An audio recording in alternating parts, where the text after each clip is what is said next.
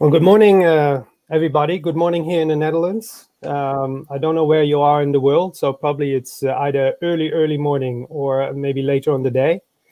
Welcome to this fourth Friday lecture series. Like we said, we had a lazy summer here on the Northern Hemisphere, and we are motivated and inspired to kick our series off again.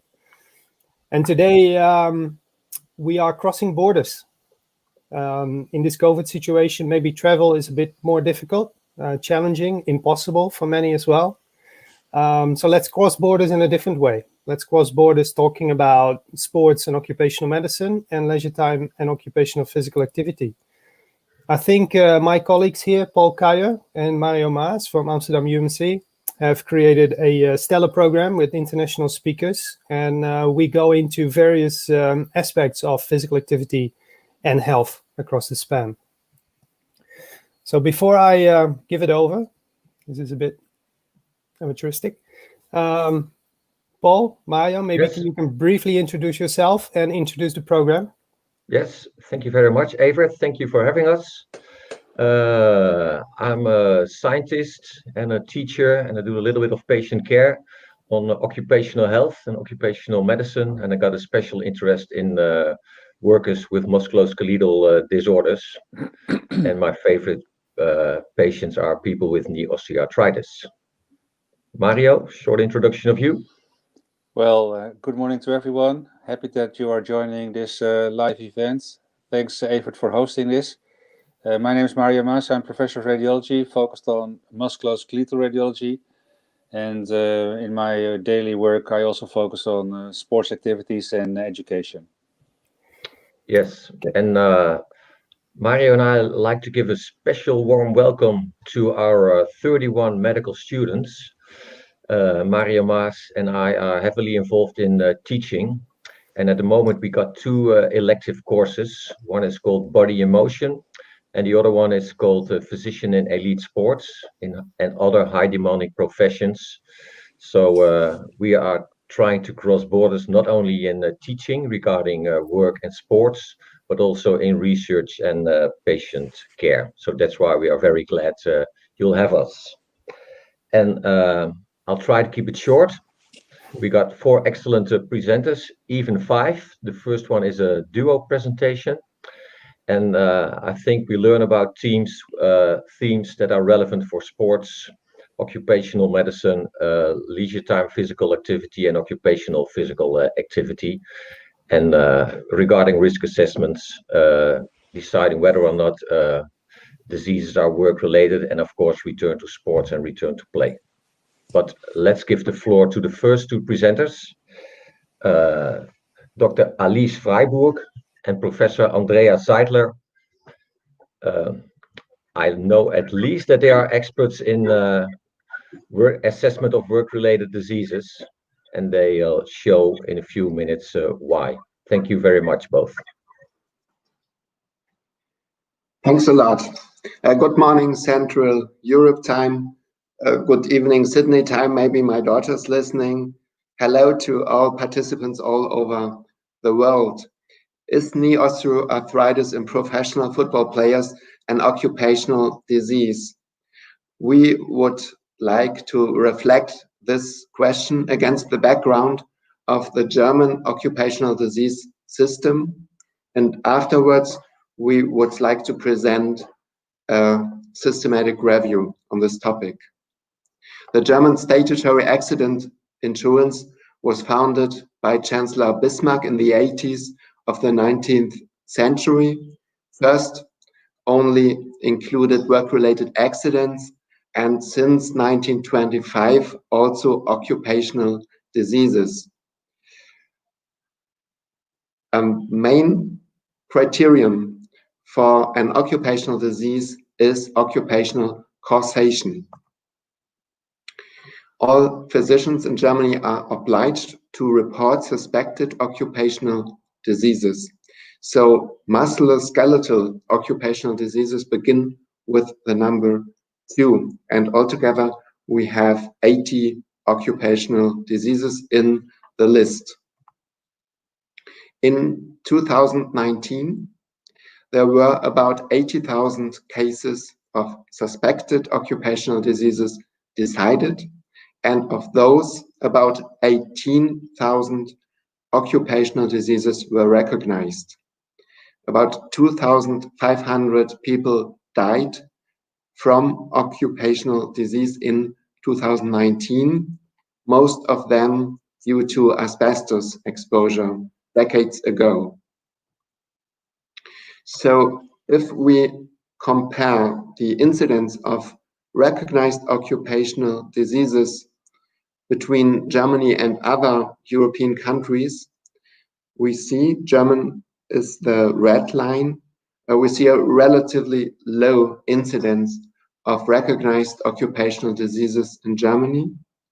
This is mainly due to the very low incidence of recognized musculoskeletal occupational diseases in Germany. On this slide, you can see the most frequent occupational diseases in Germany, sorted by the reports of suspected occupational diseases in orange. So the by far most common recognized occupational disease is hearing loss due to occupational noise, followed by squamous skin cancer. The most common musculoskeletal occupational disease is lumbar spine disease, followed by knee osteoarthritis, with 200 recognized new occupational diseases per year. But this is not due to professional soccer, but due to kneeling, for example, by floor layers or comparable occupations. How can epidemiologic studies help to decide about occupational causation? We all have an individual non-occupational basic risk of any disease, for example, of knee osteoarthritis. And there may be an occupational excess risk of 1.5. That would mean that the probability of occupational causation would be 1/3, 33%. And if the occupational excess risk equals the non-occupational basic risk, then the probability of occupational causation would be 50%. So if this threshold, the doubling risk, would be succeeded, an occupational causation as a rule of thumb is more likely than unlikely. In the German list of occupational diseases, there are 7 occupational diseases that explicitly are based on this doubling risk. For example, the disease number 2112, osteoarthritis of the knee caused by kneeling or comparable knee straining activities with a cumulative exposure period in the whole working life of at least 13,000 hours. So this doubling dose of 13,000 hours is derived from a key case control study conducted by Helene Sandmark. So how does a new occupational disease arise? There is an expert advisory committee, Occupational Diseases, which is advising the German Federal Ministry of Labor and Social Affairs. I am a member of this expert committee. And on this slide, you can see the diseases that are currently under discussion as potential new occupational diseases. Among them, knee osteoarthritis in professional football players. To further elucidate the association between soccer and knee osteoarthritis, the German Ministry of Labor commissioned a systematic review and we got the grant. So I would like to hand over to Alice Freiberg for the results of this systematic review. Okay, before I start with introducing the methods and the results, I want to give a short background.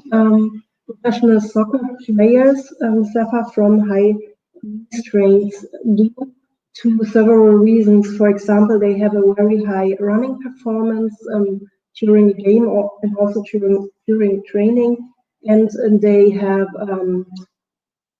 they have to stop and to accelerate very often. They further have an increased risk for injuries of the knees, whereby you have to distinguish between macro injuries like the rupture of the cruciate ligaments or meniscal tears, and you further have to distinguish in micro injuries like the consequences of contusions or torsions. In Germany, a knee osteoarthritis in professional soccer players can only be recognized if it is a secondary form due to a traumatic knee injury after an accident at work. You cannot recognize it as in a primary form.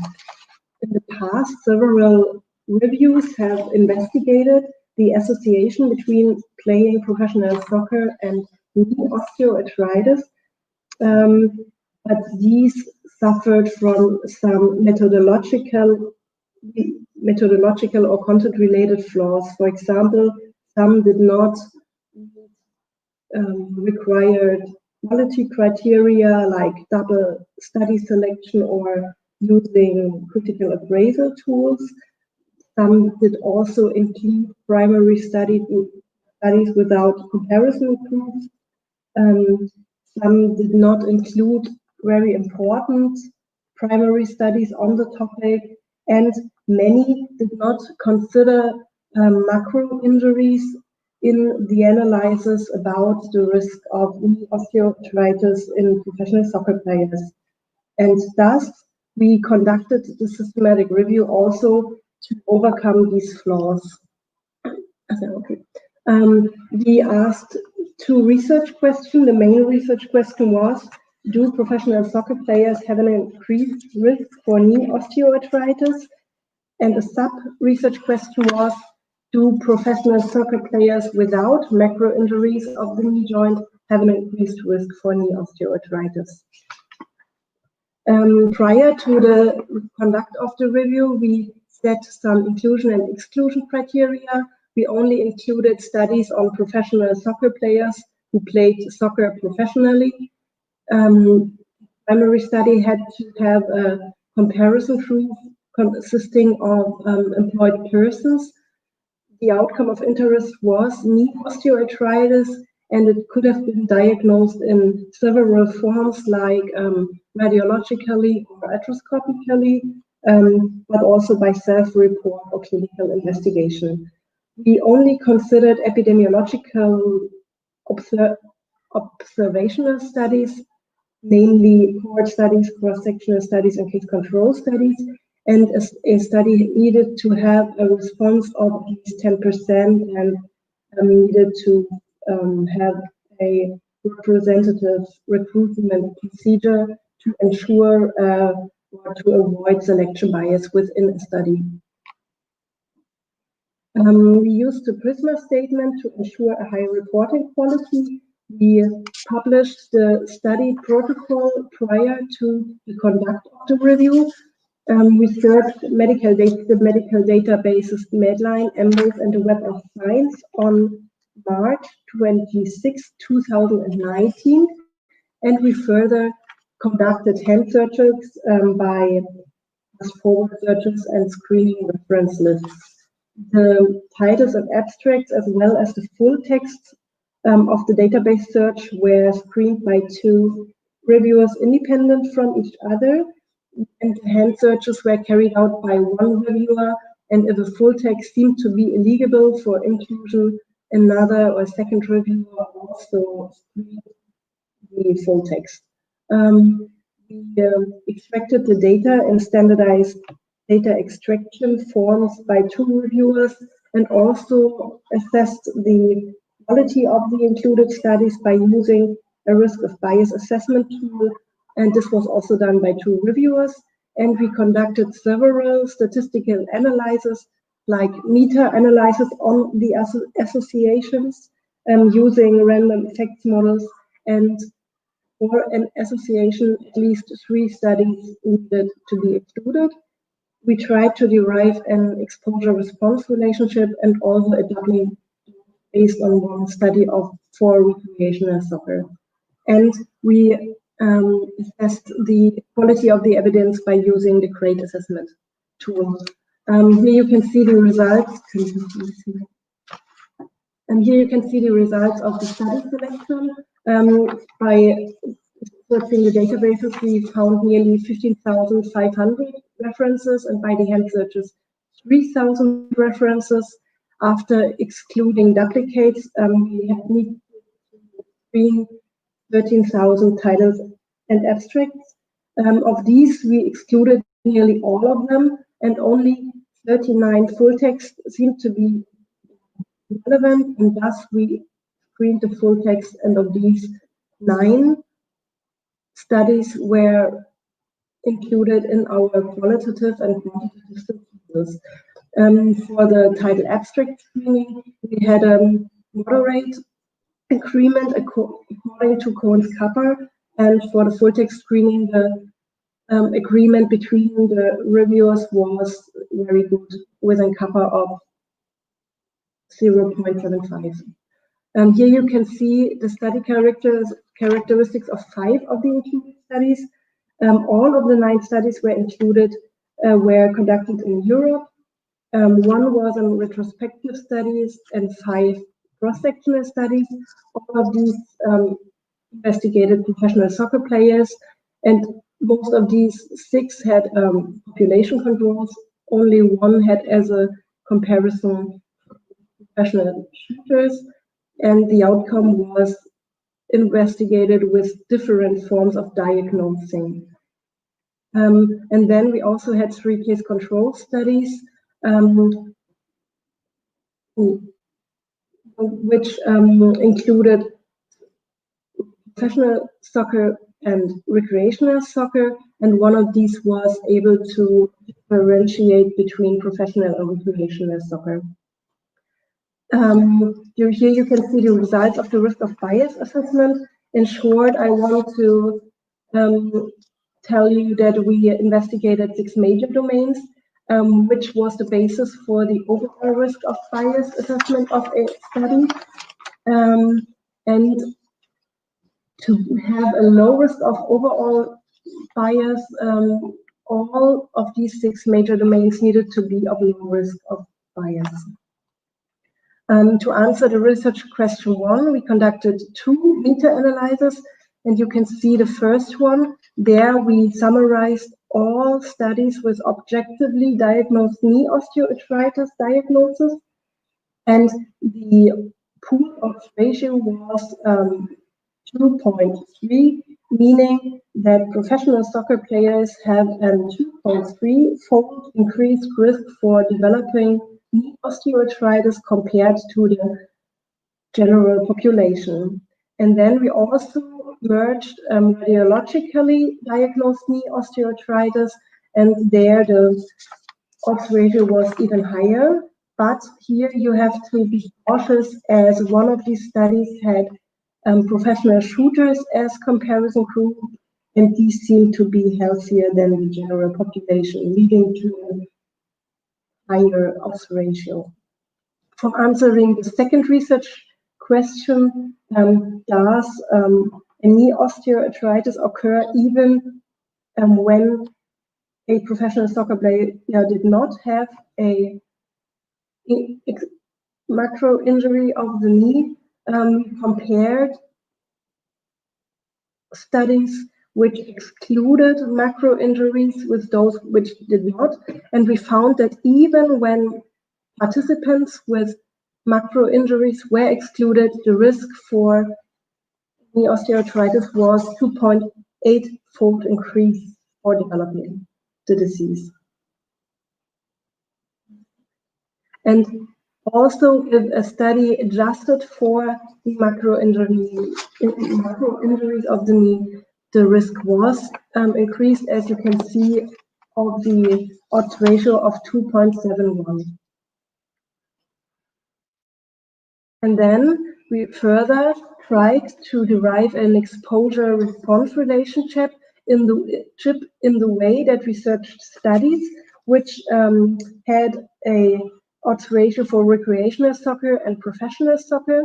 2 studies fulfilled this requirement, and these studies showed that the risk for knee osteoarthritis in professional soccer players was higher than that of recreational soccer players compared to the general population. So we assume that there is kind of a response relationship based on this analysis.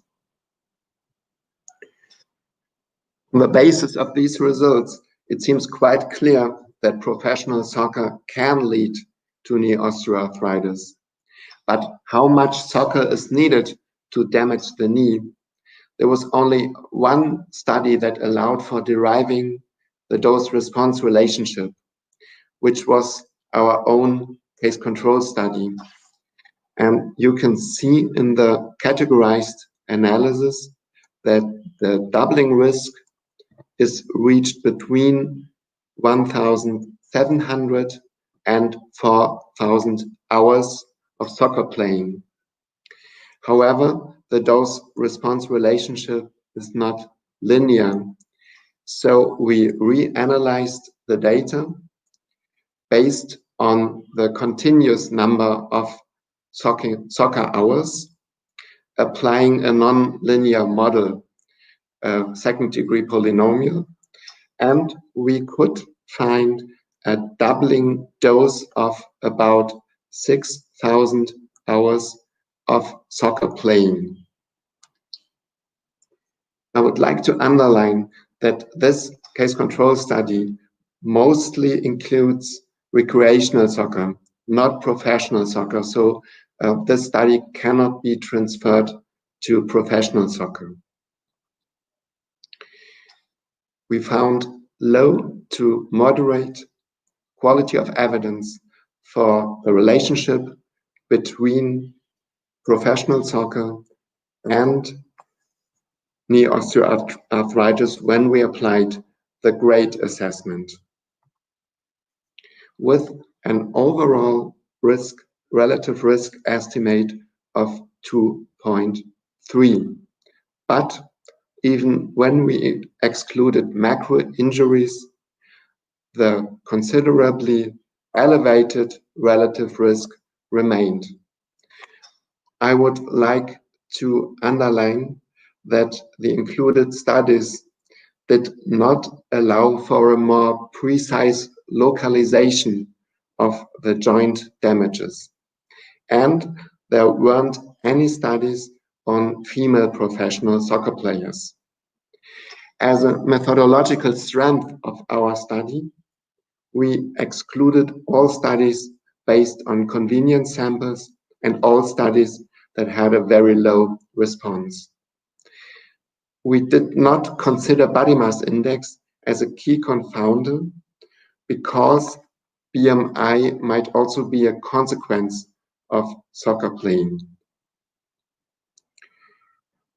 So, for more detailed information, I would like to refer to a publication in the Deutsche Ärzteblatt International coming soon. Thank you very much.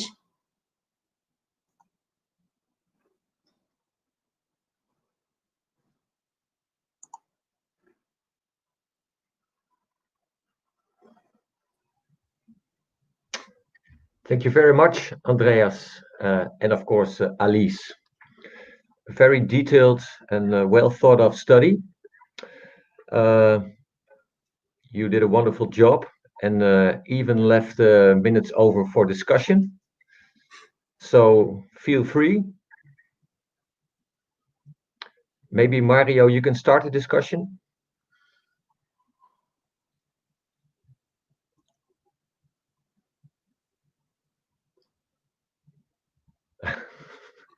Mario,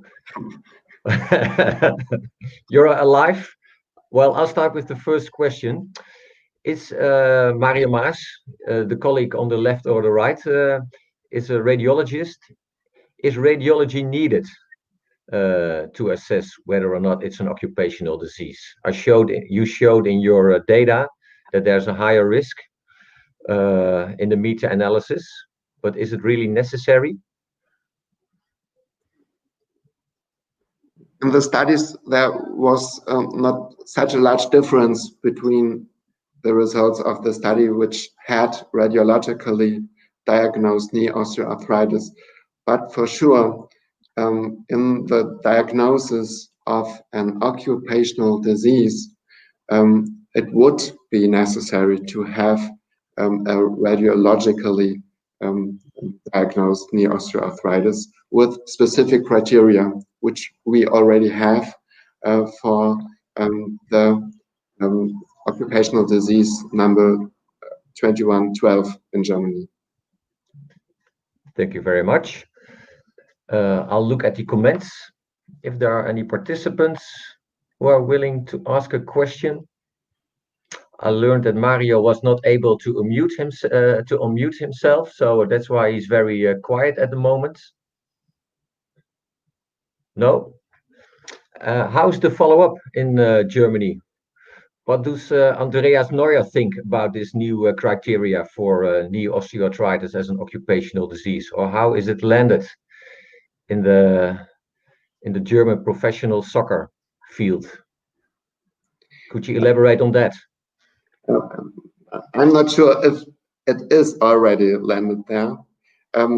At the moment, there are large discussions in the scientific community, and for sure we don't know what will be the final decision if we will get an occupational disease or not. So I think it will take some time till we get the final decision. Okay. And if there are no other questions or comments, I'm very lucky. I even got a third question. So for me, as a recreational soccer player, I don't have to worry about knee osteoarthritis. So I can just play on every Sunday morning in the park. Yeah, you have to worry. It depends from the hours you are playing in the park. Because if you do recreational soccer for 6,000 hours, then your knee osteoarthritis risk is doubled. Okay. So yes, not too much. Yeah, but I registered, so I know I'm only at 4,000 hours, so I got 2,000 hours left. So don't worry, feel free. Yeah. Any other comments? No?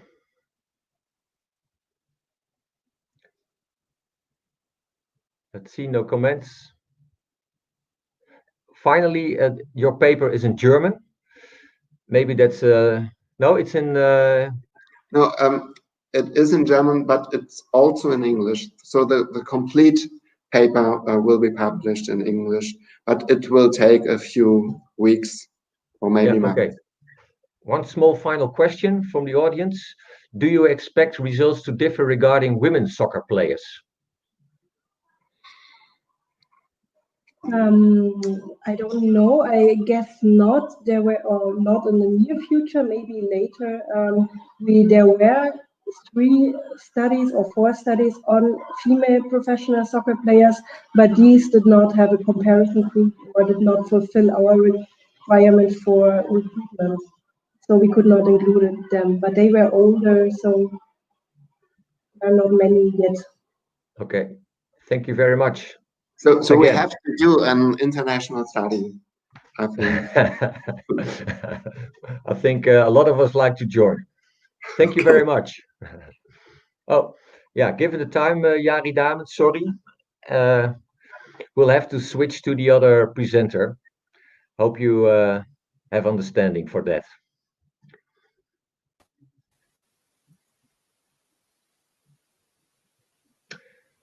Our next presenter is Dr. Peter Koenen, one of my favorite colleagues at the Amsterdam UMC, and he's a senior researcher, and he'll tell us all about why lifting at work is not the same as lifting outside work for doing training biceps or whatever. So why that's not a workout. Okay. Thank you very much for the introduction, Paul. Indeed, I'm going to talk about, for the next 20 minutes or so, about this topic, which can nicely be summarized with the phrase, bricklaying is no workout. And it's actually a different phrase than that I used for the initial announcements for these lectures. When I did the initial announcements, I did a bit of a sloppy translation of the original Dutch version, which is actually this: stenen sjouwen is geen fitness. This is actually a header of one of the bigger newspapers in the Netherlands that were reporting on our research. And I actually think that it really nicely captures the meaning of the results of our research, and it actually best translates to bricklaying is no workout. So that will be my talk for today. Just a bit of background first. You probably are all aware that physical activity is generally considered, maybe even a magic bullet in the prevention, primary, secondary prevention of a lot of diseases. There are hardly any diseases that you can imagine that do not benefit from engaging in physical activity. And because of that, we as a society try to make our people as active as possible. There's, for example, physical activity guidelines. You probably are also aware of those that advise people to be as active as possible. The guidelines phrase that you should be 150 minutes of physical activity in a week, which means about 30 minutes a day. You can take a break in the weekend. And these activities, so these guidelines advise you to be as active as possible. And actually, they also phrase that every bit counts. So you would then expect that the guy here on the right, who is easily meeting those guidelines, who is easily reaching those 150 minutes of physical activity per week, that he would be living a longer and healthier life than the guy on the left, who is sitting on his bum all day at work. But this is not the case. And we're talking here about socioeconomic health inequalities. And I show here a figure from the Netherlands, Dutch data, and they show these socioeconomic health inequalities. The red bars are the life expectancy, and the blue bars are the number of years lived in good health. And what you then can see is that when you compare people with low education level, low socioeconomic status, typically those people with physically demanding jobs, that they live a actually shorter life, and they also live shorter in good health. And this actually adds up quite a bit: 7 years shorter life, 7 years shorter good health. So it's quite an issue, and it's actually in contrary to what you would expect when looking at who is meeting those physical activity guidelines. So something's up here. And this may have to do with what we call the physical activity paradox. And the physical activity paradox, this is something we have seen in the literature over the last couple of decades. It's emerging evidence that shows positive health outcomes associated with lesser time physical activity. That's probably not a surprise to all of you, but the opposite, namely adverse health outcomes associated with occupational physical activity. And I'll give an example of what I mean by that. This is a study from Denmark. Actually, Andreas Holteman, who will be speaking later this morning, was the first author of this paper, and I think he was even the inventor of the term physical activity paradox. But in this study, these Danish colleagues showed that the more active people were in physical activity at leisure time, the lower the risk of, in this case, ischemic heart disease mortality became. So this was not a surprise, but they showed the opposite for physical activity at work. So for physical activity at work, they showed the more active people become, the higher the risk of, in this case, ischemic heart disease mortality was. And it's good to mention here that these effects were adjusted for important confounding factors such as age, BMI, blood pressure. Well, you can see the entire list at the bottom of the slide. So schematically, the physical activity paradox, what it means is a reduced risk of adverse health effects when engaging in a lot of physical activity at leisure time. This we all know, but the opposite, so adverse risks, increased risks when engaging in a lot of physical activity at work. So yeah, this may be something, and we wanted to know more about that as a research team. So as a first step, we did a systematic review, which was published about 2 years ago. And in the systematic review, we looked at all the literature on the association of physical activity at work and all-cause mortality. And here are the main findings of this paper. It's a very busy slide, but you don't have to read it all. I'll talk you through it. What you see here are the effects of all the papers that we identified, and the effect sizes are for males on the top and for females on the bottom. And what you then see on your right hand side are the effects of all these papers, showing the association once again of occupational physical activity and all-cause mortality. And what we then saw when summarizing all the effects is an 18% increased risk of early mortality for those engaging in high occupational physical activity among the males, but we didn't find such an effect for females. And that was probably the moment when this newsletter, this news article in one of our newsletters came out, which said stay shower is geen fitness, which translates into bricklaying is no workout. And not only the newspapers picked up on this, but I think also the WHO Guideline Advisory Committee picked up on this, because I already showed you the WHO physical activity guidelines. The current ones were actually published about 10 years ago, but the WHO is now in the process of developing new guidelines. They will be released in a couple of months from now. And for developing those guidelines, they actually asked us, hey, can you tell us more about this? Can you tell us more about this paradox and what's going on with people who engage in a lot of occupational physical activity, so that we can incorporate that in our new guidelines? So that's what we did. So we wrote a report.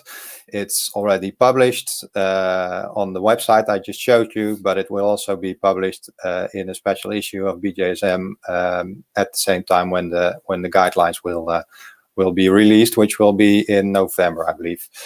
And what we did in this report is we did an umbrella review in which we searched for reviews on occupational physical activity on all potential health outcomes. So not anymore on just all-cause mortality, but on all health outcomes across the spectrum.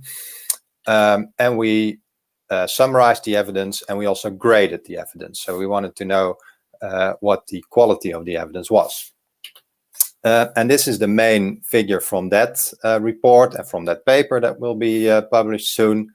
And what we see here in that figure is that we see effects of occupational physical activity that are comparable to that of leisure time physical activity for some health outcomes. Those are the the effect sizes that you see on the left-hand side of the vertical line. This is, for example, for a lot of cancers, for stroke, but also, for example, for type 2 diabetes. We see some effect sizes that, some null effects. So no effect of occupational physical activity on health outcomes, which you see for some other cancers, for total stroke. That's about it. And then we also found some effects which would be really consistent with the physical activity paradox, showing an increased risk of those diseases when engaging in high occupational physical activity. This we see, for example, for all-cause mortality, but also for osteoarthritis, sleep quality, and mental health and musculoskeletal diseases aren't even in this figure, but these are also important health outcomes for which we showed the same effect. We also had a bit of a discussion in this report and in this paper. We namely identified we identified those effects that I just showed you, but we also identified that effect sizes were rather imprecise and from moderate quality at best. So we graded all the evidence, and the evidence was actually only from moderate quality at best. And this has to do with the fact that evidence was based on self-reports. So only self-reports of occupational physical activity have been used in all those reviews of all that evidence. As a result of that, there was large heterogeneity in the definitions of occupational physical activity. And another point was that all the evidence is based on observational studies. And observational studies, of course, have the risk of selection bias, but also of residual confounding. Because these two guys that I already showed you, they don't just differ from each other in the terms that they have different physical activity at work, but they also may have a bit of a different lifestyle. They may have different, they may deal differently with stress and with sleep issues. Money issues is a problem, and also these people who are in physically demanding jobs, they're also exposed to other exposures at work, such as, for example, toxics or night shifts. So this is, well, in terms of the quality of the literature, a bit of an issue that we should try to address in the future. And we actually acknowledge this. So we again published a paper in British Journal of Sports Medicine, and this time we talked about how we can advance this field, how we can get a better understanding of the physical activity paradox. And we did so by providing a research agenda. And in this research agenda, we state that the current findings should be replicated with new data, that we should use device-based measurements instead of just those self-reports, that confounding should be properly adjusted for, and maybe we should even look at alternative research designs other than just observational studies. But all that aside, all those potential limitations aside, it's actually quite understandable that there are physiological differences between different physical activity domains. Because if you imagine what work and leisure time physical activity actually entails, you can imagine that high physical activity at work consists of lifting, repetitive movements, awkward postures. Whereas if you go for a run at night or you go to the tennis court, then you engage in high intensity activities, you use your full body, and also you do it only for a short bout. Tennis you do only for, let's say, an hour, and after that you go back to your couch at home and you get some time to recover. Whereas at work, it's very long periods of time without much recovery time. So work may actually because of that, not be fitness enhancing, whereas leisure time physical activity may be, well, actually is, we know that. And on the contrary, it may actually strain the system, the cardiovascular system, because physical activity at work, because of that long duration without much recovery, because of the repetitiveness, it may actually lead to a chronic increase in heart rate and blood pressure, which will then, of course, strain the system. All in all, bricklaying is no workout, and is the, well, what I post as the physical activity paradox, is that actually true?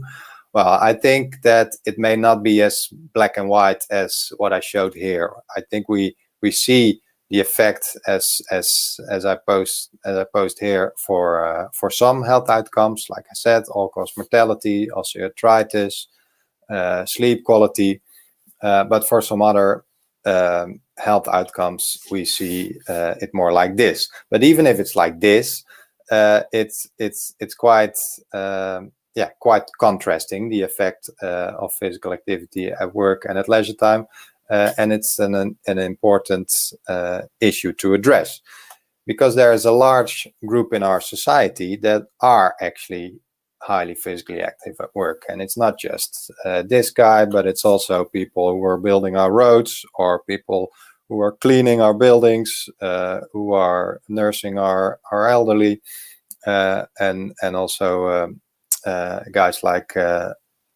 police officers who do a lot of activity in the field, and these people are exposed to a lot of physical activity, which may or may not be healthy, and also we know that because they do a lot of physical activity at work, they are not so active during their leisure time, and also this is not healthy. So I think what we should do for these people is try to find a better balance between leisure time and physical activity, leisure time and occupational physical activity, because I can imagine quite well that if you're working in construction 8 hours a day, that you find it difficult to go for a run at night, and yeah, we should try to change that, maybe by changing the work activity a bit, maybe by changing leisure time physical activity a bit, so that people improve capacity to be better able to deal with physical activity at work, but at least try to get a better balance for these people. Okay, I'm almost at the end of the talk, so this is my last slide, in which I just wrote down a couple of sentences for you to remember. Despite all the limitations, and we're fully aware of those, we even wrote a research agenda to address those. Despite the limitations, I think we see in the literature that the positive health effects of leisure time physical activity are sometimes, but not always, present for occupational physical activity. So I think bricklaying is no workout is still justified. And this is a very important message for large groups in our society who engage in high physical activity at work, and are and only benefit to a limited extent from the positive health effects from leisure time physical activity. Lastly, I'd like to acknowledge all my team members, and I'd like to thank you for your attention.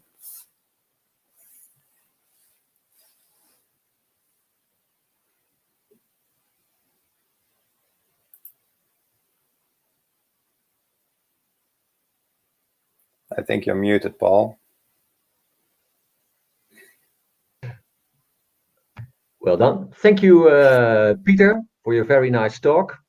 I just learned a very nice new phrase, the physical activity paradox, and you clearly explained to me what you meant by that.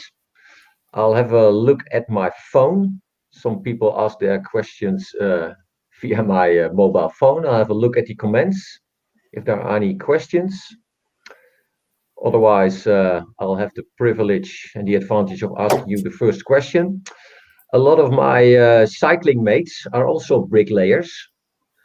Do you think because of the deleterious effects in their occupational physical activity, they have to do more cycling than I do in their leisure time to overcome these adverse effects? Or are these general recommendations, regardless of the occupational activity you do, is that the same for me and the bricklayers in my cycling squad? Yeah, that's a very good question, and I actually don't have a definite answer to that. I think what we know based on the results that we currently have is that leisure time physical activity is good for you. We all know that occupational physical activity may not be always good for you. So yeah, what your friend should try to do is find the balance between the two, and I can imagine that being riding his bike very fast will help him and improve his capacity and dealing better with the exposures that he's facing during his work. I can imagine that that's true, but we'll have to find out in the future if more research on this topic pops up, whether that's actually the case. Thank you. We got a question of Jacob Tarp. Can you also read it, Peter, underneath? Yeah. I hope everyone can read it. So looking at the forest plot from the WHO presentation, how do you interpret higher mortality in men with high occupational physical activity, but lower risk of getting the diseases that most people die from? Yeah, that's an important, also an important question, I think, because I posed those hypotheses for this physiological explanations for why there would be differences between occupational and leisure time physical activity, and they're all pretty much based on cardiovascular mechanisms. So you would expect that the effects that we find for all-cause mortality are mainly due to cardiovascular health outcomes, but that's not the case. That's very well seen of Jacob, and I actually don't have a very good explanation for that. I can only tell him that there's that at the moment the evidence just shows it this way, and we have to see in the future if we can pinpoint what's really going on here. Thank you. In my chat box, I also received another question. Peter, do you think the workers with the occupational physical activity have the knowledge or literacy that they ought to do leisure time physical activity to keep fit and healthy? So are they also aware? Yeah. Well, and this is, I think this is also a very important point, and I think here's where the physical activity guidelines may be causing some confusion, because this guy who is doing a lot of physical activity at work, this construction worker, may think, oh, I'm already meeting 150 minutes of physical activity a week, so I don't have to do any leisure time physical activity.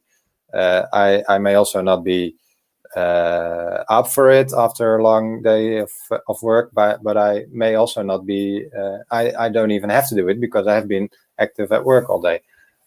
So I think, for us as researchers, there's a very important task here to try to get better messages across to these people who are physically active at work, and that's my answer. Thank you. I'm looking at my mobile phone. I'm looking at, we got a comment. I'll check the comments. Oh yeah. Did you see differences in the paradox for men and women? Thank you, Nige. Yeah. Yeah, so what I showed in the slide from the WHO, where we looked at all those different health outcomes, we actually saw that there was actually only for one health outcomes stratified analyses were presented. So that's actually a limitation of the literature as well, that a lot of those reviews, a lot of those studies do not stratify for gender, and I think that should be done because we in our review on all-cause mortality actually did find differential effects for males and females. We saw an increased risk of all-cause mortality for males, but no effect for females. I think that may have to do with the fact that those high demanding jobs, bricklaying, construction, building the roads, those are typically male dominated jobs. Of course, we also have high demanding jobs where we see a lot of females, for example, nurses, but in general, I think physically active jobs are quite male dominated, and my hypothesis would be that we see differential effects between males and females because of that. But it's important that in future research, also for these other health outcomes, we start stratifying for gender. Thank you very much. Looking at the comments, my phone, I got another question, Peter. Last week, I learned from a colleague about the teachable moments in life, maybe a moment in your life that you change your behavior, which was previously not possible. Do you think there are some early indicators, for instance, family physicians or occupational physicians or sports physicians can use as a kind of teachable moments that may, people of my age say, well, Paul, this is the time in your life to change your behavior, to live longer, more healthy. Are there any early indicators for certain diseases, or have you any thoughts about that we can use? Well, I'm not sure if I follow your question completely, but I can say this about it, that I think when it comes to behavior and in particular physical activity, it's important to start educating people as early as possible. We know from studies that behavior that you develop in early childhood that tracks through to your adulthood and later in life. So I would say let's start as soon as possible with giving people the right messages about physical activity. Of course, physical activity of work only starts when people reach adulthood. So probably for work it starts around that age, adulthood. Okay. Do you think health examinations? Yeah. Do you think health examinations might help? That you get provided data about your risk on cardiac disease, osteoarthritis. They show you. Yeah, that may help indeed, because like I just told you, the people who are physically active at work, they may actually think that they're doing the right thing because they are active all day and they are reaching physical activity guidelines, and maybe by getting them a better understanding about their health, that may be help for them to get a better grasp on how they should behave, like what they should do in terms of their physical activity behavior. Okay, Peter, thank you very much for your wonderful presentation, your clear thoughts and answers about the questions we have asked. And then I'll propose we'll switch to the third presenter.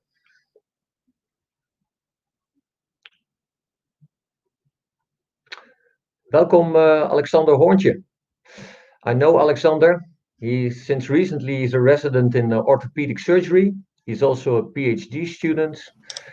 And what I learned from surgery, well, surgery may do 30% of recovery, and the other 70% you do in rehab. and Alexander knows about goal attainment scaling and what that might bring after surgery. Okay, thanks, Paul, and a special thanks to my mom for letting me use her hopefully stable Wi-Fi connection. I'm going to talk to you about a slightly different topic, namely rehabilitation after knee arthroplasty surgery. And we used a concept for this named goal attainment scaling, and I'm going to tell you some more about that. So we as orthopedic surgeons, or in my case, aspiring orthopedic surgeons, are facing a significant clinical challenge because 20% of our total knee replacement patients remain dissatisfied despite their surgery. And in the last few years, it has been well established that meeting preoperative expectations is the most important predictor of patient satisfaction. So what we see nowadays is that our knee osteoarthritis patients are becoming younger and younger, and there are three explanations for this. The first one being the obesity epidemic, causing more and more knee osteoarthritis later in life. The second one, which we also talked about in the first presentation today, is higher levels of participation in sports and concomitant knee injuries, which also cause secondary knee osteoarthritis later in life. And the third one is a more mechanical or design issue, because knee arthroplasty designs are continuously improving and their survival rates are already far better than they were 20, 30 years ago. So we can also safely provide our younger patients with knee arthroplasties because the risk of revision is way lower than it used to be. So with this younger population, we see that we also have patients with higher expectations.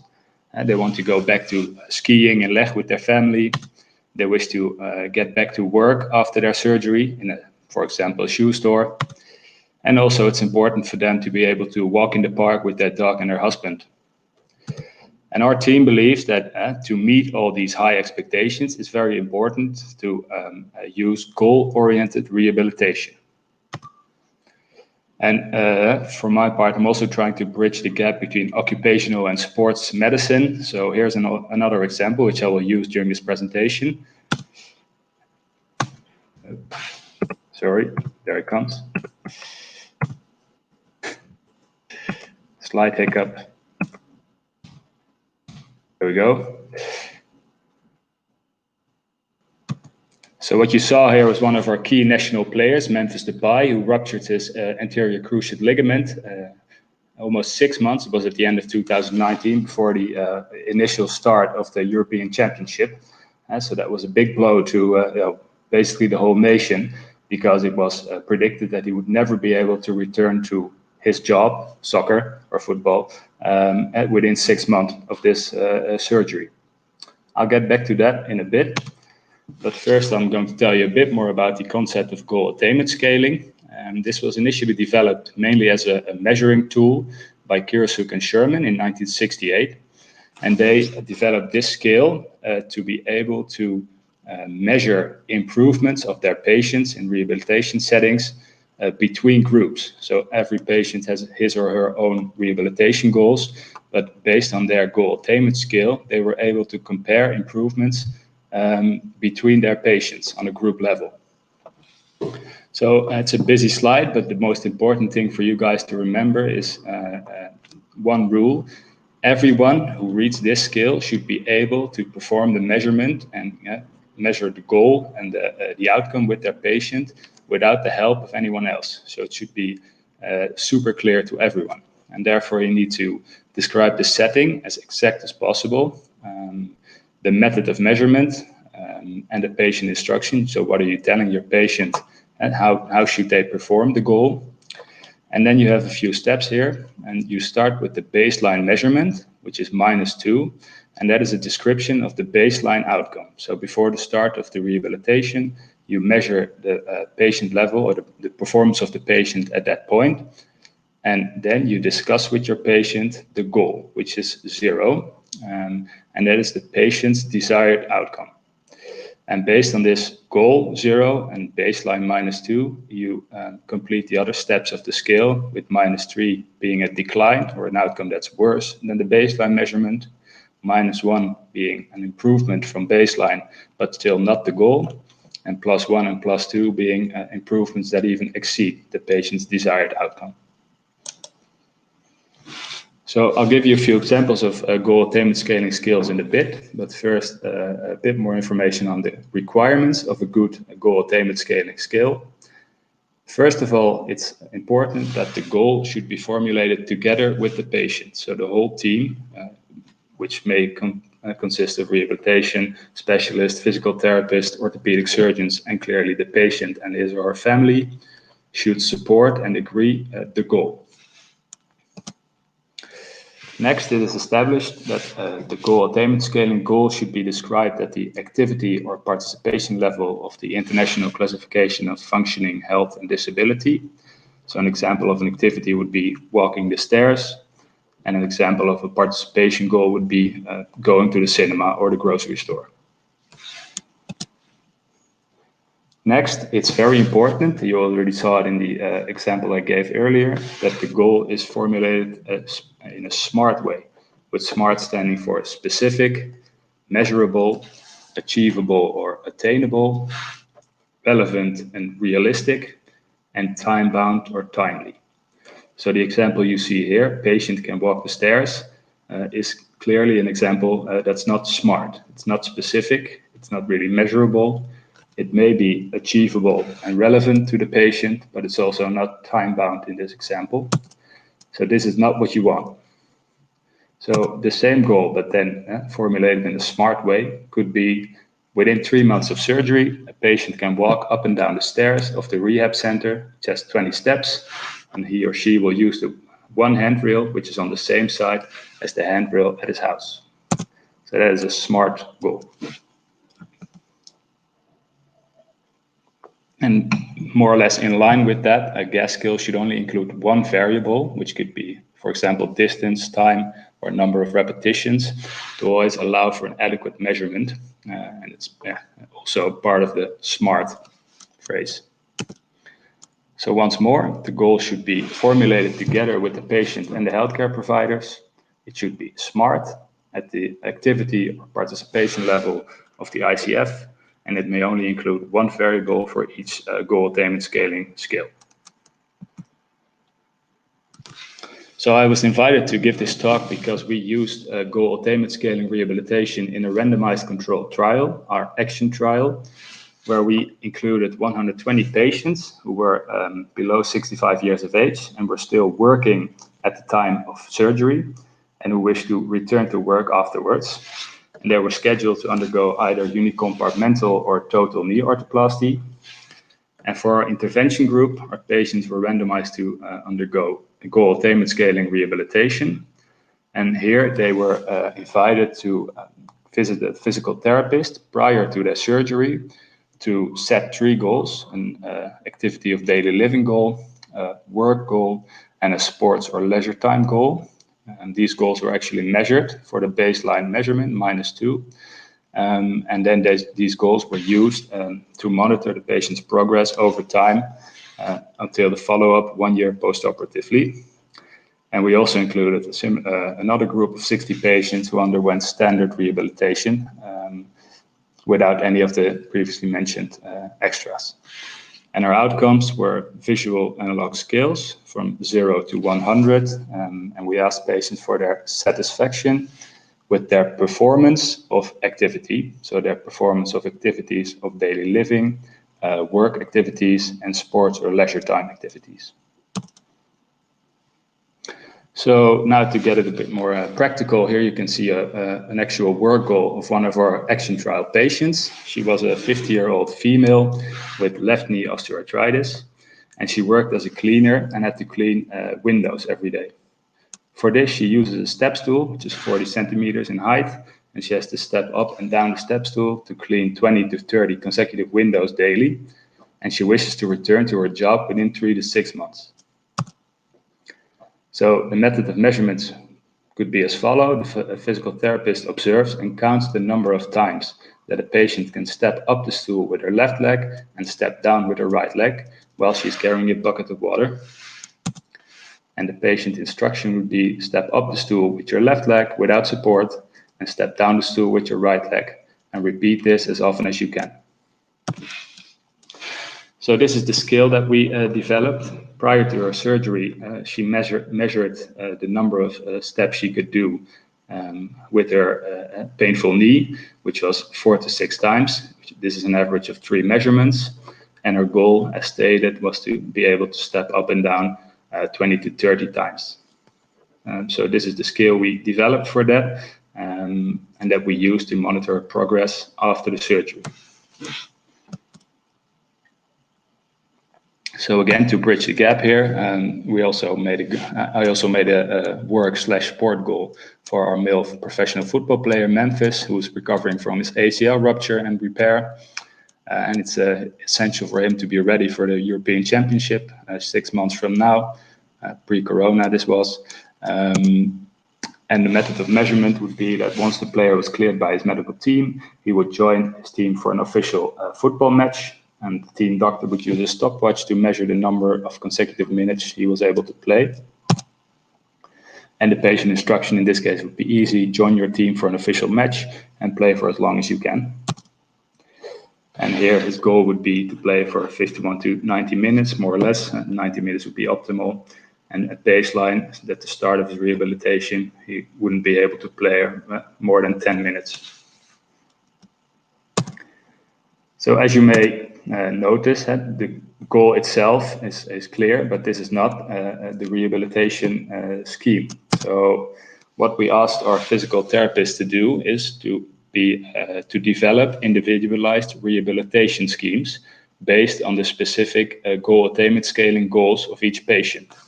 So for each session, they would set up a treatment goal and a treatment method, and they could use the goal attainment scales to score the improvement of the patient. And here you could think of treatment goals such as decreasing the swelling of the knee, improving the range of motion, improving core stability, or any other treatment modalities they could think of. But the most important thing here was to tweak or to specify the rehabilitation to meet the patient's specific goals. So for our European Championship player Memphis, it may look something like this. He would start with isometric quadriceps training, some proprioception training in the gym, some specific field training, some more running and core stability training, even more workouts in the field, more proprioception, and finally, because it's a 26-year-old football player, so some partying as well to keep him motivated for the rest of his rehabilitation. And although many of the 17 million national head coaches that we have in the Netherlands would strongly advise against this, 2 months after his ACL surgery, he was already on the field, and that looked like this.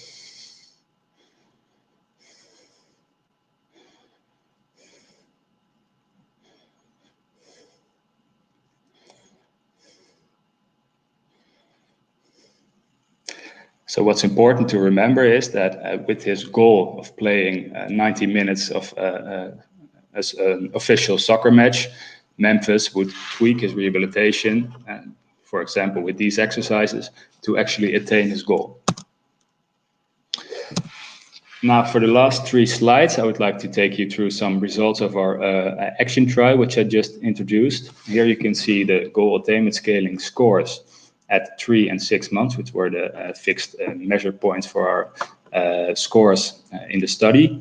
And as you can see, at 3 months already, patients were improving from their initial baseline measurement, which was -2, for ADL goals, work goals, and leisure time goals. But many had shown an improvement, but were not yet at their desired goal, even though some of them had already achieved more than their goal, which is represented by the 1 and 2 in this graph. And then at 6 months, luckily, we saw that almost all our patients had at least achieved their goal, and many, many more had even achieved more than their goal.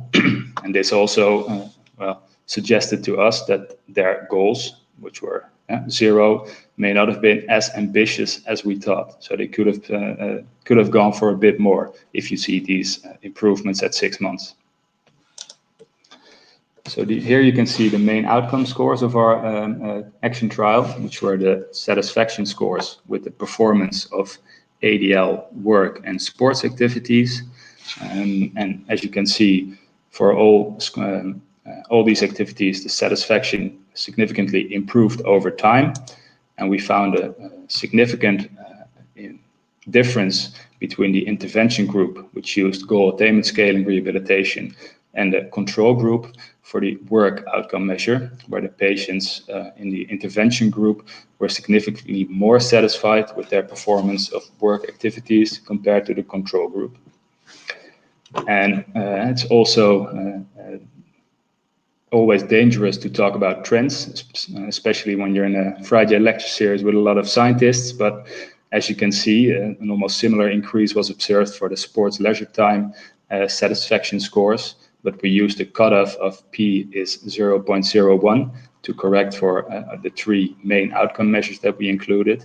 And this difference did not meet that P is 0.01. For the ADL scores, we saw very similar improvement in satisfaction and maybe somewhat of a ceiling effect for both groups. So this is my last slide with some take-home messages. Goal-oriented rehabilitation facilitates goal attainment and thereby may improve satisfaction. I'd like to point out that goal attainment scaling is a tool to facilitate individualized rehabilitation. We're not saying it's the holy grail of rehabilitation, but we believe that it's a nice next step in rehabilitation for knee osteoarthritis patients to try to somewhat individualize or personalize the rehabilitation to meet their own patient-specific goals. And if you're inspired after this talk and you want to start using goal attainment scaling in your daily practice, you may check out the free goal attainment scaling app. It's called Gold, and here you can develop goals for every one of your patients, or even for yourself if you would like to, and you can measure your improvement over time by scoring the goal attainment scores at many different time points. So go check that out. And for the Dutch people in our audience, there's also a freely available goal attainment scaling manual, handleiding, which you can download. It has a great step-by-step instruction of how to use it and how to set up adequate goal attainment scaling skills. So go check that out if you're interested. And that's the end of my presentation. So there's room for some discussion and questions. Yep, I unmuted. Thank you very much, Sander. Also addressing the issue that all working Memphis Depais, if you're a cleaner, if you're a normal worker, also should receive the same rehabilitation in the Netherlands. Well done. I already received a question. You just became a resident in orthopedic surgery. How do you apply goal attainment scaling in your own clinical practice? Or what are your plans? Yeah. Or how would you see it ideally? So those are three questions in one, I guess. So at the moment, I'm trying to discuss with my knee osteoarthritis patients, first of all, their goals. Are they realistic or not? Because that's part of the preoperative expectations that we talked about. And if a patient has very unrealistic expectations from his or her knee arthroplasty, for example, running a marathon after the surgery, and it's important to address that prior to surgery and to tell your patient, well, that's probably not going to happen, but maybe you should try and give golf a chance. And the next question, ideally, I would, for example, use the goal attainment scaling app I just showed you and try to let my patients set up 3 personal goals for their rehabilitation and to follow up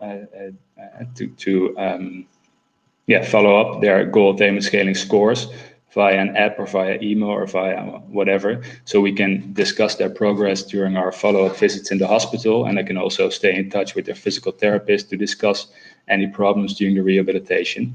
So making more of a team effort where the patient is also actively participating in the rehabilitation. Thank you very much. We got a question from NV. Well, do you expect the same results if you would use the goal? There's no in-between steps. So I think only the zero goal.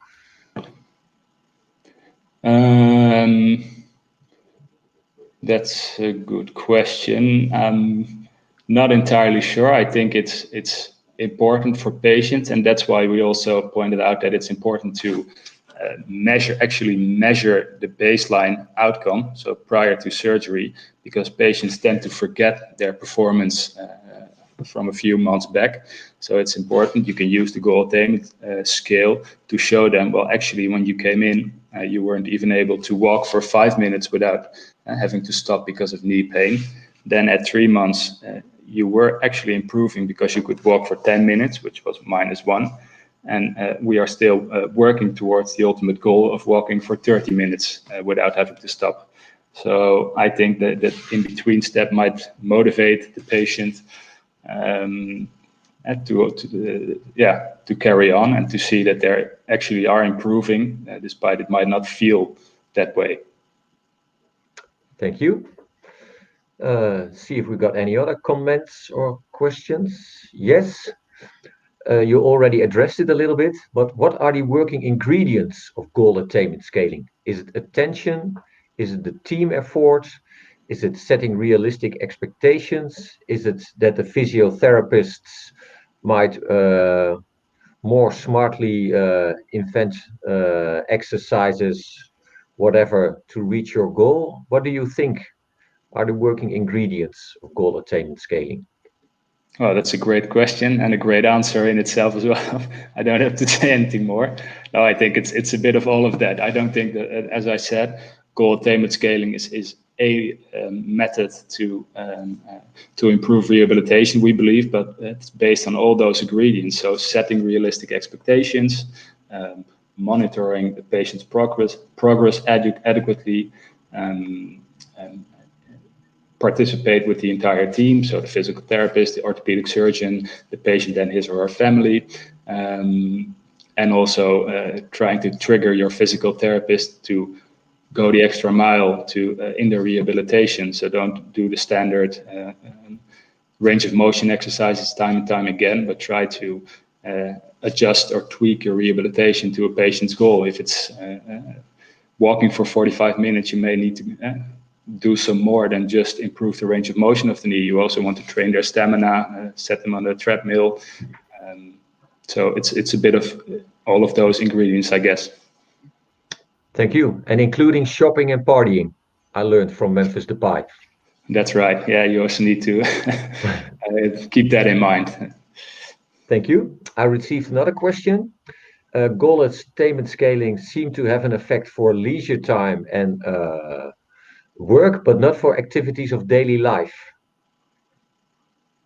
Yeah. Do you have an explanation for that? Yeah. As you saw in the graph, there was a sort of I called it a ceiling effect when I showed you the graph, but I guess satisfaction is never going to be 100 points on a scale from 0 to 100. I think all of our patients were pretty satisfied with their activities of daily life, but what we found in our studies with the action trial data is that the ADL goals weren't very ambitious in terms of activity levels or METS scores. So these were relatively easy goals, and both the control and the intervention patients attained those goals, but it wasn't very, how do I explain it? It didn't really feel special while returning Not to challenging. work. Exactly, yeah, that's what I was looking for, yeah. Okay, thank you. Yes, a question again by Nikkei. What will be the place for goal attainment scaling in the rehabilitation of patients with low health literacy? A nice bridging question between talks. Well, I don't think low health literacy would be a contraindication for using goal attainment scaling in practice. It's every patient can express his or her goal, whether you're highly or low literate. It doesn't really matter, in my opinion. So yeah, I don't see why you couldn't use it for those patients as well. Okay, thank you. Another question I received is you talked about the goal attainment scaling app. Is that for the practitioner? Is that for the patients? And are there any downsides regarding health literacy or maybe older people not acquainted using apps? Do you have any ideas about that? That is a good question. Well, it's a fairly simple app, but both the treating physicians or the physical therapist or the patient his or herself could use it. But it's mainly something, and it's still pretty simple at this point. So it could use a few updates, in my opinion. But if you could share it between patient and physical therapist, and the patient himself could measure the goal. For example, at home, and then the physical therapist could see is he or she improving, and if not, what should we do in our next visit to try and improve on that goal. Okay. I saw in your slides that patients reach their goals even improved even after 6 months. And I think most rehabilitation is within the first 3 months. And they also reached +1 and +2. What does that say that of the clinicians managing the rehabilitations? Do we have too limited expectations of surgery? Do we have too limited expectations of what people can do? Just like you show with the 2 months, or the Memphis video already doing stuff no one would allow. Is it also for the normal patient the case that we are too hesitant, worrying about where the surgery breaks up or whatever? No, I guess that's a good observation, and it's likely true. We looked at it with orthopedic surgeons and physical therapists and occupational experts. So it was an expert team, but we judged the goals 0 to be quite ambitious enough. And our patients showed us that they improved way more than their goals. So I guess these data show that for our knee arthroplasty patients, which are below 65 years of age, young and active and still working, you can actually have pretty ambitious goals because they tend to reach those goals. Thank you. Hey, I'm very happy. One of my and Mario's students, Kim, has asked a question. So her team, just like in Harry Potter, receives 5 points for the total competition. And the question of Kim is, the results show that some patients declined from baseline. Were there any observable common characteristics between these patients who declined? Well done, Kim. Yeah, that's a good question. Maybe even 10 points for the Okay, group. 10 points hereby. So common characteristics, well, you can see it's 5%, so it's a very low number. It's at 3 patients. But as with normal knee arthroplasty surgery, you always observe some complications. So stiff knees that don't bend far enough, reoperation due to infections. It happens maybe once in every 100 cases, but we had a few in our study. But we didn't specifically look into the patient details of these -3 scores, so the declining scores. That would be a nice suggestion to do in the future. So a great question by Kim. Okay. Last question. What is your take on the everyday rehabilitation? Is it mainly move more and sit less, or can it be too much or wrong physical activities? So what is your take on the everyday rehabilitation? Is it mainly move more and sit less, or can it be too much or wrong physical activities? For knee arthroplasty patients specifically, or Pick, for instance, pick for knee arthroplasty. So I guess with our knee arthroplasty patients, what we see is that it's more often physical therapists and patients are too cautious and thereby slowing their rehabilitation, than that they're overdoing it and causing harm by that. So for knee arthroplasty patients, I would say do as much as you can because you will because it's likely safe and you will improve more by it. Okay, thank you very much. Very clear advice. Again, thank you very much, Alexander, for your very nice talk and answering all those questions. Yes. And that brings us to the final presenter, Professor Andreas Holteman, if I pronounce it correctly.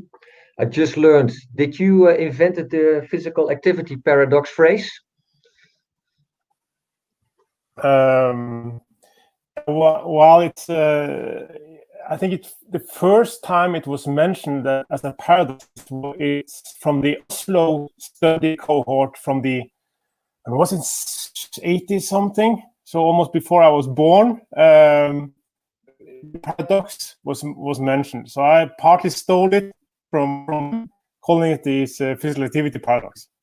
It needs to be some kind of key to get some attention. Okay. You're one of the front runners in the field. So I'm looking very forward to your talk, what we should do in the upcoming years. And the floor is yours. And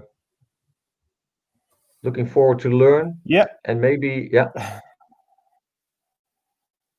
Thank you, Paul, and thanks for this wonderful initiative. I think it's really great to have these type of global possibilities to discuss physical activity. And I think particularly I really like these presentations up to now, covering all the different types of disciplines of physical activity, like rehabilitation and operation settings, occupational and work health activity setting. And I will discuss a bit about why I think it's important to cross borders between disciplines of called disciplines of physical activity, which is mainly about public health and their view on physical activity, occupational health and view on physical activity, but I'll also catch up on sports medicine and physical activity, which I know the least of.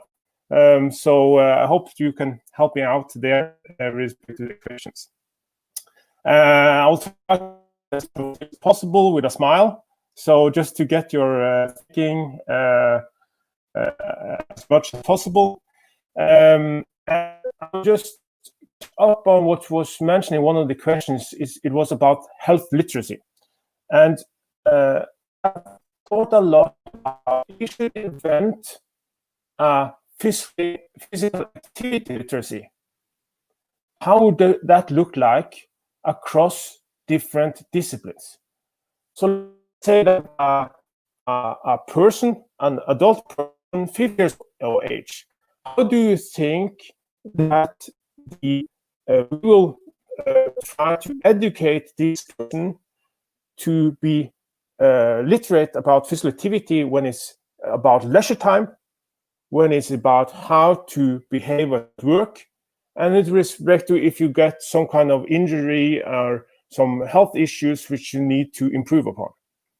I think it's a big problem today that what we see at workplaces is that if you have a worker, the worker is often told by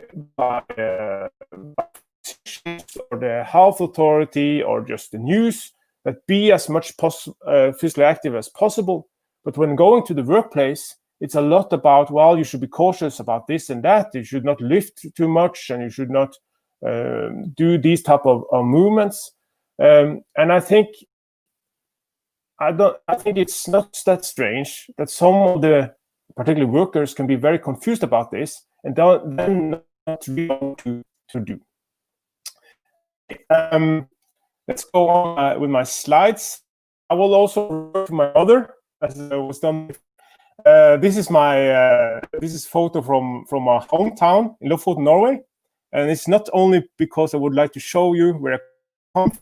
It's also this is a picture of year, and it was quite easy to walk up on this mountain because they have made this staircase of solid rocks.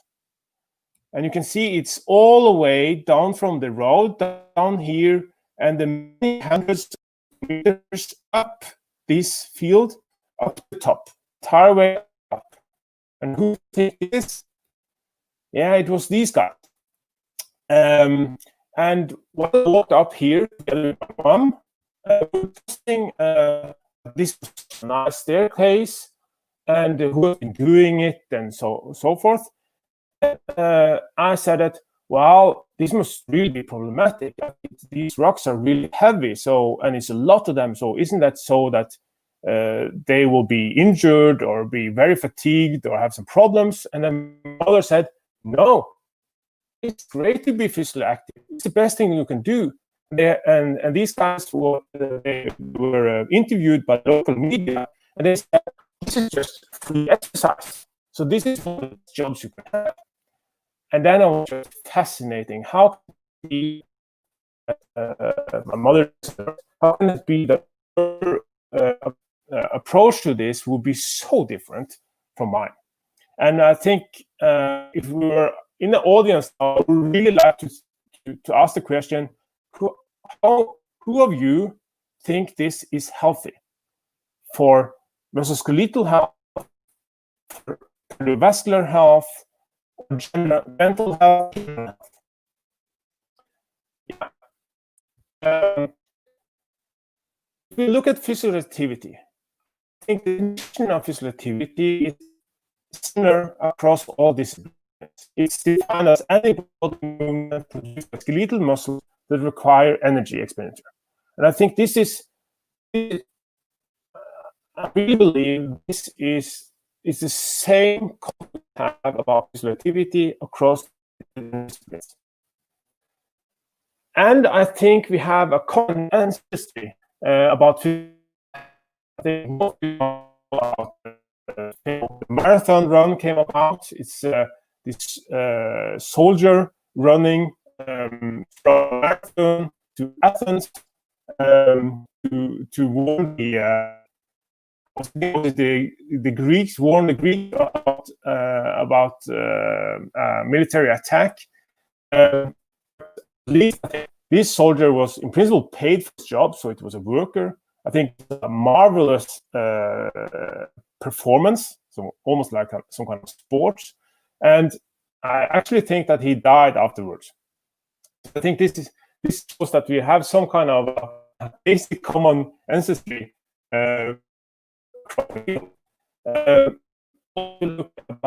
Look into research, we have some common ancestry. First ethnological studies on physical activity and cardiovascular disease, at least the prospective ethnological observational studies, were done by Morris in bus drivers and bus conductors, getting them knew that the bus drivers sitting more than bus conductors, and Pfaffenberger doing the same type of investigations on the longshoremen, so those having a lot of manual labor shipping on and off to the goods to the ships. This was all about work and effects of physical activity and of work and health. So this is we also have in common. But then I've been very intrigued about what happened then, because some years later, Professor Pfaffenberger and others moved from being focusing on the physical activity at work and manual labors and that health effects, and they moved to the more sedentary occupation groups and higher educational groups, like the Harvard alumni study. So that was mainly about the physical activity, like flights of stairs and how many city blocks you type and amount of sports. So the type of physical activity which the students were doing, and those being educated at Harvard, and that effect on future risk for mortality. And I found it so interesting how it changed so much, not only with respect to type of physical activity domain, but also about it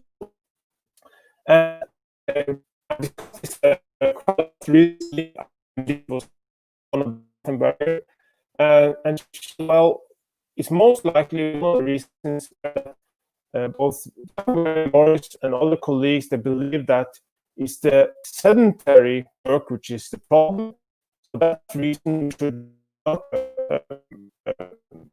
focus or research on doing manual work, but on those having sedentary work, and try to see how we can improve the physical activity for them and that population.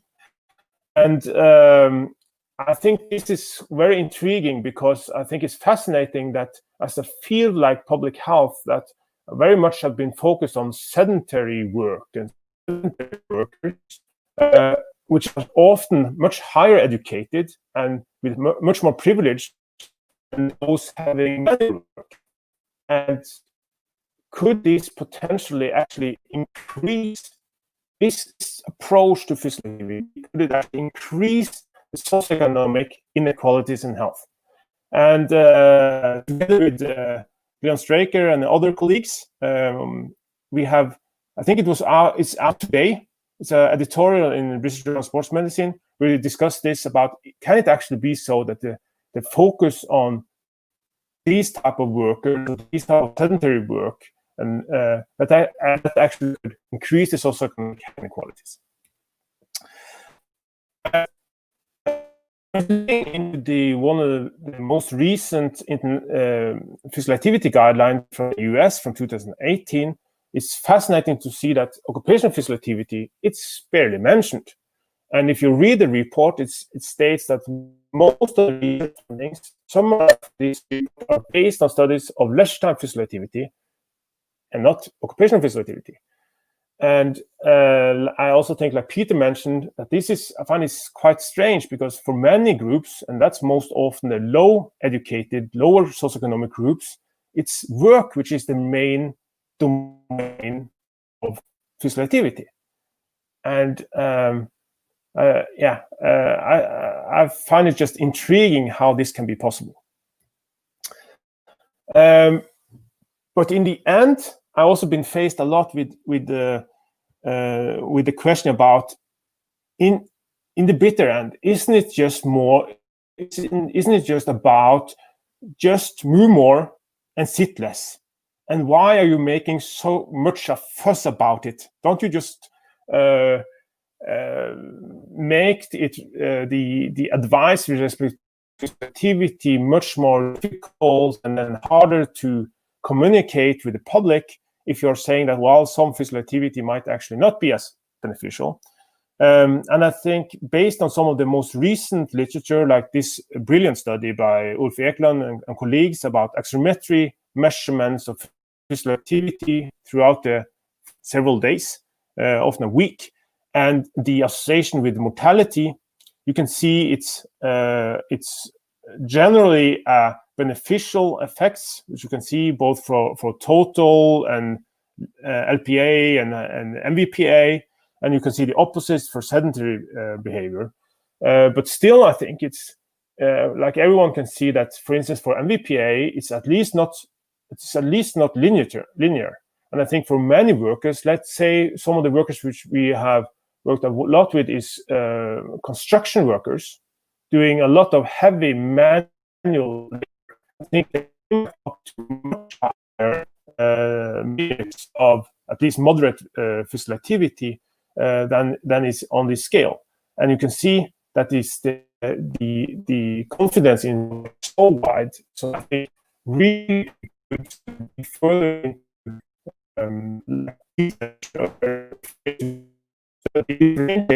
disability according to work or leisure time. Yeah, just to follow up on what Peter mentioned, we have also done a study using activity-based data on physical activity and split it up in MVPA during work, MVPA during time, and done a compositional data analysis. I will not go into that. And here with the prospective outcome being long-term sickness absence, which is register-based. And here you can see when we are doing the isotemporal substitution with the compositional analytical approach, you can see that we have an increased risk for a higher amount of MVPA at work, while you can see it's the opposite for leisure time. So it seems like when we are having accelerometer-based measurements and health measure, like you can see the same.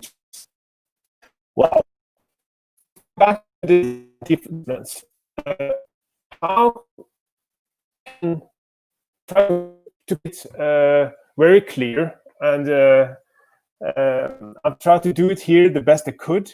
How do the different disciplines of physical activity and from public health, sports medicine, occupational health, how would they approach different advices to fitness and health?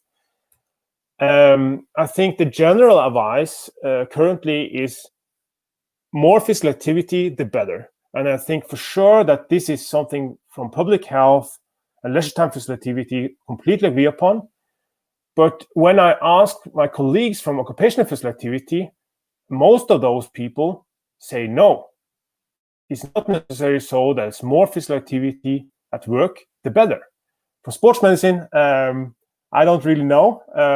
It would be great to discuss with you. Another advice is much physical activity can be harmful. I think from a public health point of view, that's not much of an issue. For occupational health, for sure, we have a lot of legislation, regulations, a lot of recommendations for how to minimize heavy lifting, repetitive movements, strenuous work. So for sure, it's the perception that much physical activity can be harmful. Sports medicine, I really would like to have your opinion upon that. The advice to minimize sitting, I think it's completely opposite again from a public health and occupational health approach. That from public health, you should minimize it. For occupational health, I would say, I think many would say no. If you take a general occupation across over a lot of general occupational setting, that in many cases workers might be having too much, for instance, standing, and then it might be actually problematic to minimize sitting. Increase high-intensity vigorous physical activity. Again, I think it might be different between public health and occupational health. Lifting or heavy loads might be beneficial. I know this is something which we will be having more focused on in the WHO recommendation, which will be coming in November, Peter mentioned.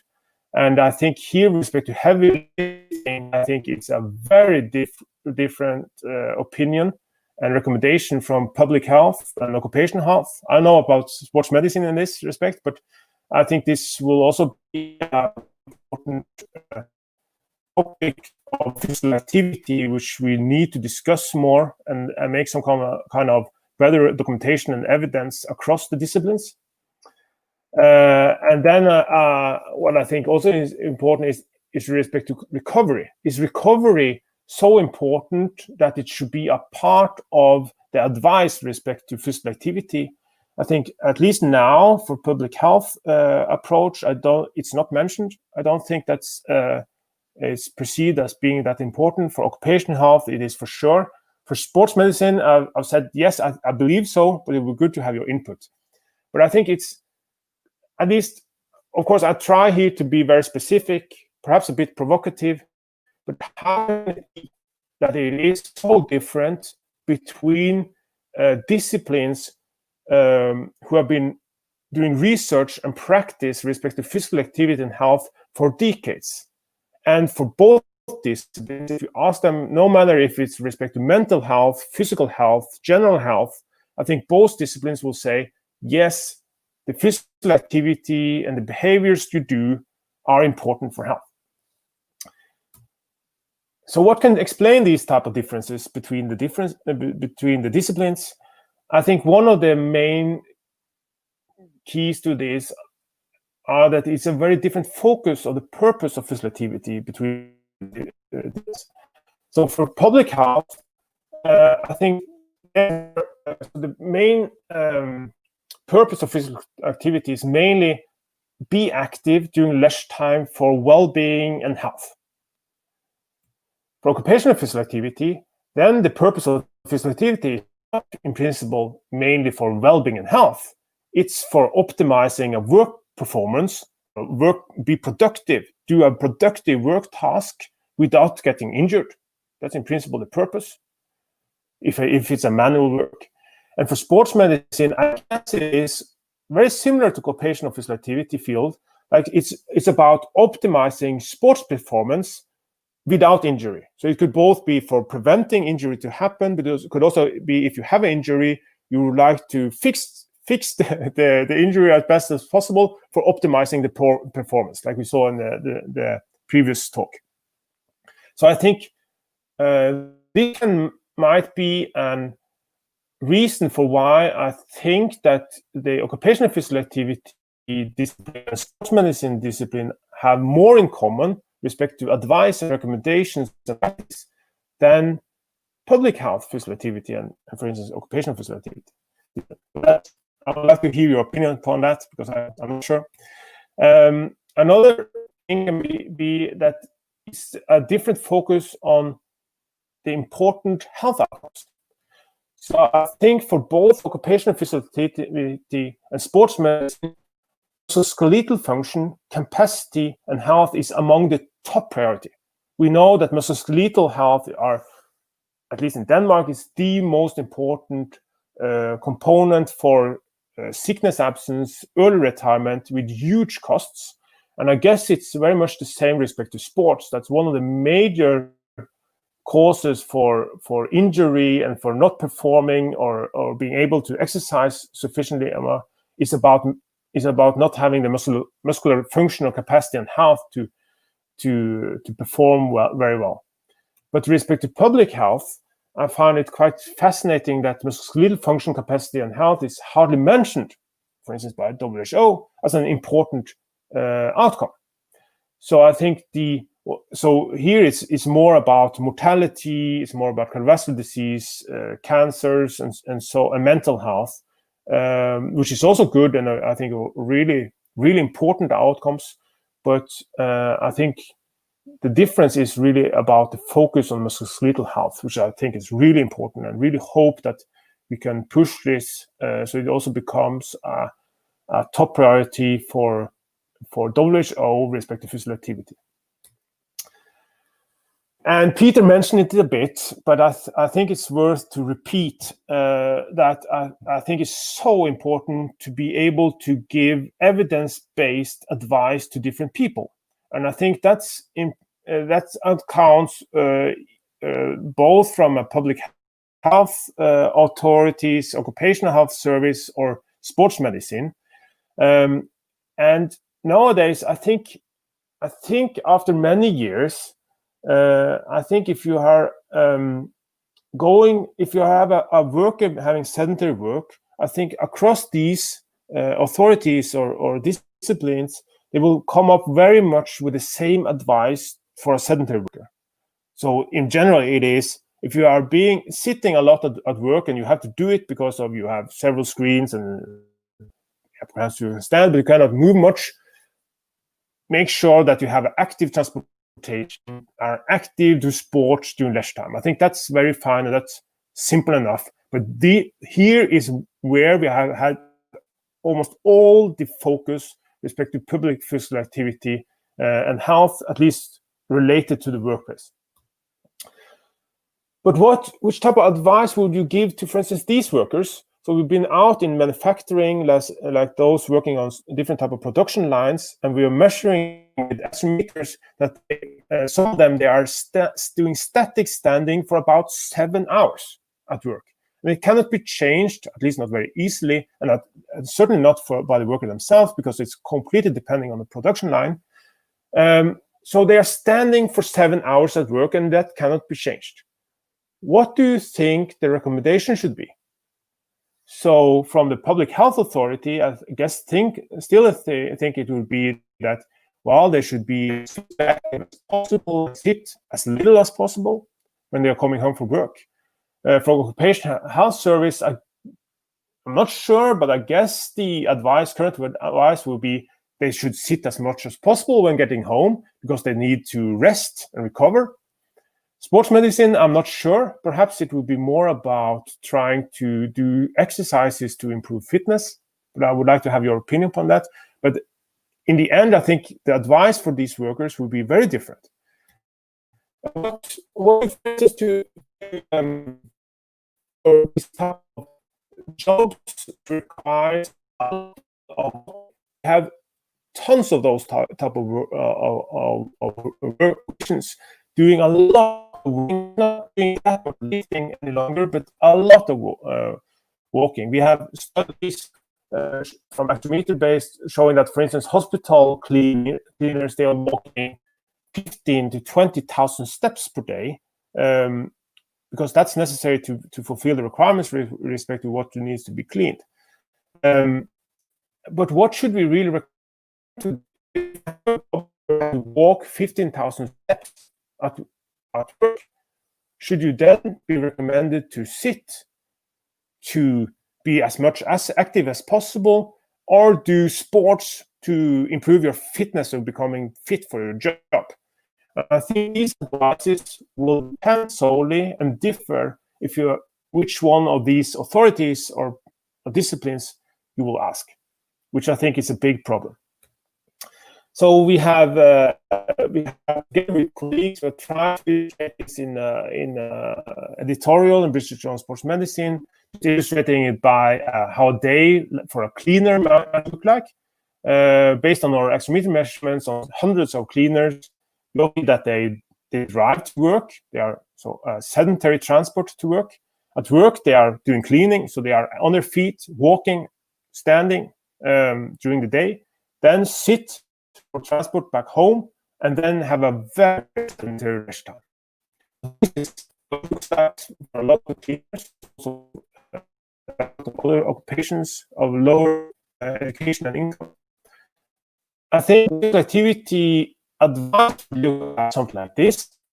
We would advise this person to cycle, at least do active transport, not change the behaviors at work, do active transport home from work, and then do running, walking, and perhaps a bit sitting when coming home. What would the occupational health advice be? There, I think it would be not change anything at leisure, neither before or after work, but we would advise to have some breaks in between. So with sitting, so you have some recovery and rest periods from the time on feet of walking during work. And as you can see, I think it's very different, the approach taken from the public health and occupational health respective advices. And just as a thought, what if we try to give some kind of integrated advice? How could that look like? And I think it might look like something like this, that you will recommend active transport, both before and after work. We recommend to have at least some rest and recovery time during work, so you're not on your feet for long time. But then during leisure time, make sure that you both have sufficient amount of sitting for recovery, but also have some time for activities with higher intensities, so you get your fitness levels up, so you can be fit for work. So I guess this is just an illustration of how the current advice would look like from the different disciplines, and perhaps how we should try to work on it in the future, having it as an integrated advice. And I think one of the issues with why we are having, I would say, not non-optimal advice for different occupational groups, at least, based on, for instance, those sitting a lot, standing a lot, or being a lot on the feet, or lifting, like Peter mentioned. I think it's also a bit due to the dominating understanding we have today. So this figure is from the US physical activity guidelines, and I think it's one of the most tweeted figures from in 2018 or 19 or something like that, with respect to physical activity and health. It shows that the more you're sitting, the more you are in the red zone, which is unhealthy, and the higher level of moderate physical activity, you're in the green, healthy zone. Okay, so it's quite simple in principle. The more you're sitting, the worse health. The more you're moving, the better health. I think what this figure really illustrates is that, well, it's something missing. For instance, if you're looking into this corner, I think it's hardly ever anyone, or at least I don't know how they can achieve it, to sit a lot and at the same time also walk a lot. I think they must be having more hours during the day, or they must skip their sleep or whatever, because I think it's hard to do much of the one thing and much of the other without more hours during the day. Another thing is this corner, those never sitting and those not being active, what are they doing? Are they sleeping all the time, or what are they doing? So I think you know where I'm going at. I think it's something we need to change our basic understanding of physical activity and physical behaviors and health. But the same applies for occupational health setting. What has been, if you're asking a lot of ergonomists or other occupational physicians about occupational services, about what do we really know about physical activity demands and health, and I think at least those I've asked, they say something about the U shape. That, for instance, it could be for sitting, that never sitting, that's not good for health. Sitting all the time is neither good, but it's some kind of if you're sitting for some hours during work, for instance, that would be optimal. But of course, we can also say here that, well, if you are not sitting, then I think the health risk is not much about if you're sitting or not. It's more about what are you then doing? Are you doing heavy lifting? Are you standing? What are you doing? So I think in principle it is we cannot look at one single activity or just two single activities at a time. We need to have a more integrated approach, taking all domains and activities into account. So this is what I'm trying to say here, that I think we need to have some kind of 24/7 physical activity approach across the disciplines, which I mean that so it's not about the health effects from isolated behaviors. With that, I mean how much time you're using either sedentary with light physical activity or standing or in higher level activity, but it's the integrated of all behaviors during a day, during a week, during a month, which are of importance. And we cannot separate them into domains. We need to have all domains into account. Then I think it's important to, I'm sorry, but can you wrap up, please? Because we're running out of time in our Friday lectures. I'm wrapping up here. So if you are more interested in this, it's a webinar where I have on Thursday, which you can register at. We have a lot of top international researchers discussing this. And together with Peter and others, we have a NIVA course on this paradox next year. So please join us. Thanks. Thank you very much, Andreas. I'll look if there's a question. I was glad to learn that it all started at work. Maybe one final question from me. Now, the public health is totally worldwide involved in the COVID-19. Is there one element you learn from the public health approach worldwide or in Denmark that we can pick out to increase the attention to physical activity, to set it higher on the agenda? Yeah, I think it's a lot. So I think it's been really great to see some of these information from this different type of devices is showing that people when they are not at work are being more sedentary. I think that's really important piece of information. And I think it shows the importance of the environment and the structures. And it's not only about motivation, but it's also about, for instance, are you going to work or not? And at least in Denmark, I know it's been a lot of discussions about, because for instance, in Copenhagen, it's normally to cycle to work. When you are at work, you're cycling home. And it's been a lot of companies saying that they can see that the workers are becoming much more sedentary because they don't have this active transportation. So I think, and it will also be, I think it's also a lot about how to be able to promote physical activity when you're working from home, which is very different from the workplace. So I think it's so much to learn from this. It's also a brilliant type of experiment with respect to physical activity, changes in physical activity now. Okay, thank you. And again, one of our students of Mario Maes with the final question to wrap up this Friday lecture. I don't know, is it a 5-pointer or a 10-pointer, Andreas, what they will receive? Do you think there are certain factors that cause people's health to be different between occupational physical activity and sports medicine? So in principle, I think in respect to occupational physical activity, then I think it's very much about the primary focus. Then it's about, it's about doing a work tasks, which might be that you're required to stand for 7 hours, which most think that's not good. But I think physical activity, so it's all about trying to optimize all the factors with respect to physical activity so it improves the performance of your work task. With respect to rehabilitation, I think it's more about, then we try to tailor all the factors with respect to physical activity so it improves the physical functioning and the performance of the person. So if you look into the characteristics of physical activity at those two disciplines, I think it will be almost the opposite, the complete opposite.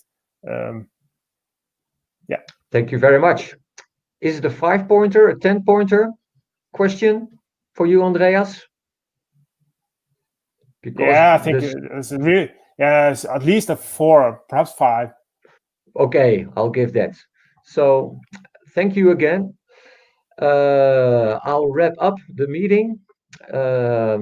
Also on behalf of 2 of our research institutes, Amsterdam Movement Sciences and Amsterdam Public Health, I'd like to thank not only the wonderful 5 presenters, but of course all you participants hanging out with us this Friday morning and being active, and hope you learned a little bit more just like I did. So thank you all. I'll give the floor to you, Evert. Thank you, Paul. And I thank everybody for being here today, speakers, participants. The streams will be available on YouTube and Facebook. So you can always look back if you missed something or want to see it again. And just before we go, the next one is November 6th. Same MO. So again, on Facebook, YouTube, live stream. More info will follow soon. But this time it will be on mental health symptoms and elite sports. And here on the right side, you can see, again, a very strong lineup of speakers. And a very, very interesting and timely and contemporary topic. Hope to see you then. Thanks, everybody.